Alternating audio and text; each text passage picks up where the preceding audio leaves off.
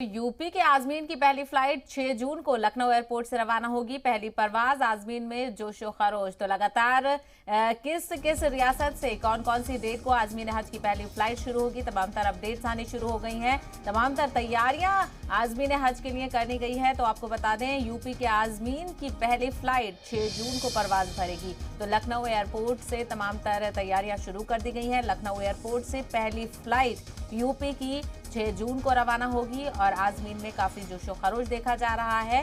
तमाम तर जगहों पर ट्रेनिंग कैंप्स का इनेकाद किया जा रहा है और आजमीन हज को तमाम तर जरूरी वो जानकारी फराहम की जा रही है जो इनको इस मुकद्दस सफर के दौरान काफी सहूलियात फराहम करेंगी। तो जिस तरीके से मरकजी वजीर मुख्तार अब्बास नकवी ने भी बनाया कि हिंदुस्तान में तमाम तर जो चीजें हैं हज को लेकर वो डिजिटल करी गई हैं, डिजिटल तरीके से सारी जानकारी फराहम की जाएगी और किसी तरीके की परेशानी ना हो उसका भी इंतजाम किया गया है। तो यूपी की पहली फ्लाइट 6 जून को। खबरों में बने रहने के लिए आप हमारे फेसबुक, ट्विटर, इंस्टाग्राम पेज को फॉलो कर सकते हैं और ताज़ा अपडेट्स के लिए हमारे यूट्यूब चैनल जी सलाम को सब्सक्राइब कर सकते हैं और हाँ, बेल आइकन दबाना बिल्कुल ना भूलें।